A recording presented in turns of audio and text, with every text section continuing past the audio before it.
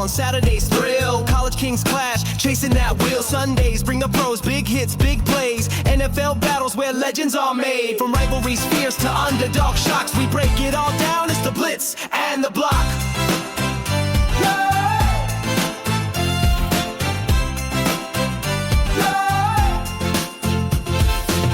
The field to the digital chain, Bitcoin's pumping, altcoins rain, Web3 waves and DeFi stacks, NFT drops and big market hacks. Insights you need, no hype, no fluff, crypto decoded, we cover the tough. Yeah!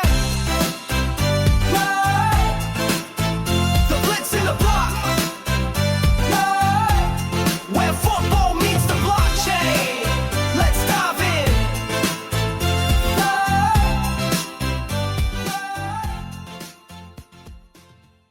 Hey everyone, welcome back to The Blitz and the Block. I'm Katie Randall, and I'm here with Crypto Joe and Crypto Dan. We've got a packed show today. LSU's recruiting is heating up, the Saints are shaking things up at camp, and of course, we'll get into the latest Ethereum and crypto market moves. But let's kick things off with some football because, honestly, it's been a wild week in Louisiana. Oh, you ain't kidding, Katie. LSU is on a mission right now. They're still chasing Darius Gray, that 5-star offensive lineman, and Jamichael Garrett, the linebacker. I mean, if they land both, that's a statement. And I gotta say, I'm loving the energy from Nussmeier. He's talking up the 2025 squad like they're already playoff bound. That's the kind of swagger we need. Yeah, and it's not just the roster. Did y'all see they're thinking about selling jersey patch sponsorships? That's a big move for LSU, especially if the NCAA gives the green light. Facility upgrades don't pay for themselves, right? And Joe, I know you're going to have thoughts on this, but Coach Brian Kelly's got the Clemson Tiger Paw in the weight room to fire up the guys. That's some next-level motivation. Or maybe just trolling. I can't decide. Man, I love it. Anything to get those boys fired up for Clemson. But hey, speaking of shakeups, the Saints just started camp and the energy's off the charts. Kellen Moore's got them running at a whole new tempo. And they brought in Bo Davis as defensive line coach. 30 years of experience, that's no joke. But the real shocker? Tyrann Mathieu retiring at 33. I mean, I'm still processing that one. Yeah, that was a gut punch. Matthew's been such a force, not just for the Saints, but for LSU too. Joe, you've watched him since his college days, right? Oh, absolutely. I remember watching the Honey Badger back at LSU. He was electric, man. Every time he touched the ball, you just knew something wild was about to happen. Then, seeing him come home to New Orleans, it was like the city got its hero back. He played with so much heart, and 12 years in the league? That's a legacy. Gonna miss seeing him out there, but I get it. Sometimes your body just says it's time. And the Saints aren't slowing down. New game day golds, jerseys, QB battles, special teams drama. Alvin Kamara even tried to redeem himself after that less-than-stellar first pitch at Wrigley. It's a circus, but in the best way. I feel like every year, camp gets more unpredictable. Totally. And, with all these changes, both LSU and the Saints are setting themselves up for some big moments this season. But let's shift gears a bit, because the crypto world's been just as wild lately, maybe even wilder.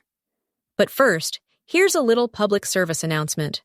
When we discuss cryptocurrency, we are not providing financial advice. We are not financial advisors. Therefore, please conduct your research before investing in any product or service. I hope that we made that clear. Take it away, Dan. Yeah, so if you've been watching the markets, you know it's been a roller coaster. The total crypto market cap dipped about 3.3%. Not catastrophic, but enough to make you double-check your portfolio. Bitcoin's hanging just under 118K, can't quite break through that resistance. But Ethereum, it's been the outlier, up almost 49% in July, now around $3,600. That's a big move, and a lot of it's coming from ETF inflows and these big corporate treasury buys. Yeah, and it ain't just the coins. Goldman Sachs and BNY Mellon are launching tokenized money market funds now. That's Wall Street, folks. And they're not just dipping their toes. They're diving in. And did y'all see the stat? Nearly 16,000 new Bitcoin millionaires just this year. That's wild. I remember when folks thought crypto was just for the tech crowd and weirdos like us. Hey, speak for yourself, Joe. But seriously, it's a different world now. And with MoonPay rolling out liquid staking for Solana, it feels like every week there's a new way for institutions to get involved. I mean, are we seeing the next phase of crypto growth, or is this just another hype cycle? That's the big question, right? I think it's both. We talked about this a couple episodes ago, how institutional adoption is a double-edged sword. On one hand, you get stability, more capital, more legitimacy. On the other, you get these big swings when the whales move. And honestly, with all these ETFs and tokenized funds, it's starting to look a lot like traditional finance, just with more volatility and memes. Yeah, and don't forget the regulatory side. The new stablecoin law just passed, and the Senate's working on more crypto rules. That's going to shape how fast this all moves. But Dan, you mentioned MoonPay. Liquid staking for Solana is a big deal. You can stake as little as $1, get a liquid token, and unstake anytime. That's the kind of thing that brings in the next wave of users, not just the big institutions. And it's not just Solana.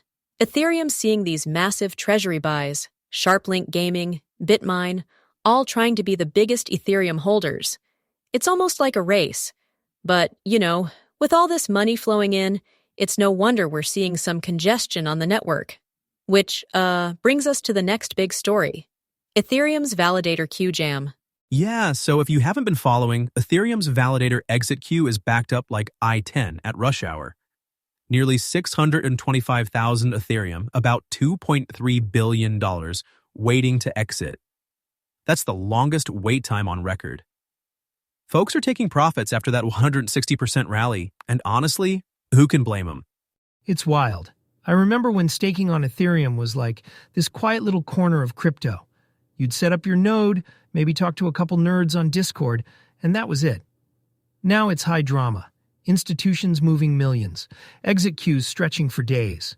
And it's not just Ethereum. Solana's Jito just launched this block assembly marketplace, which could totally change how block space is bought and sold. It's programmable, modular, and it's a whole new game for developers and validators. And Ethereum validators are talking about raising the gas limit to 45 million. That's a big jump from where it was, and it could help with congestion, but it's not a magic fix. I always mix this up. Wasn't the last increase in February? Yeah, I think so. Anyway, it's a sign that the network's trying to keep up with demand, but there's always a trade-off between speed and stability. And it's funny. Dogecoin's even getting in on the action, maybe adding ZK proofs. I never thought I'd see the day. But Dan, you've been around since the early staking days. How does all this compare? Man, it's night and day. Back then, you'd be lucky if anyone even noticed you were staking. Now it's like the whole world's watching, and every move gets analyzed.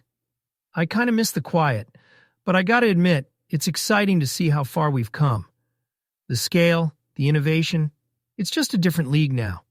Yeah, and with all these changes, on the field and on the blockchain, it feels like we're in the middle of a new era.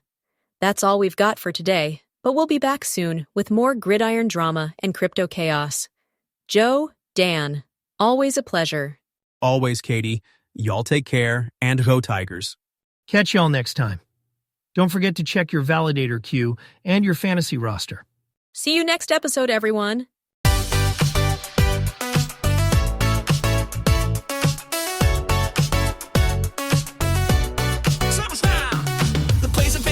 Charts have been checked from the Gridiron hits to crypto's tech. Touchdowns scored and tokens rise. We've covered it all, no compromise. Stay locked in as the seasons turn. With every update, there's more to learn. Football, fire, and blockchain shocks. Only right here, the blitz and the block. Thanks for joining the huddle, where football meets crypto. Subscribe, stay sharp, and we'll catch you next time. Thanks for joining the huddle, where football meets crypto. Subscribe, stay sharp, and we'll catch you next time on the blitz and the block.